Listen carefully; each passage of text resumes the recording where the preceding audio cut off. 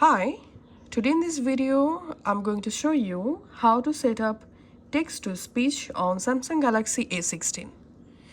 Go to your settings.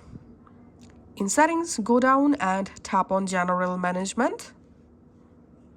Under General Management settings, tap on Samsung Keyboard Settings. Here, go down and tap on Voice Input. Now you can select Samsung Voice Input or Google Voice Typing. In my case, I'm selecting here Samsung Voice Input. Now I'm going to opening my Google Chrome browser, for example. Now all you have to need to use text-to-speech, just open your keyboard.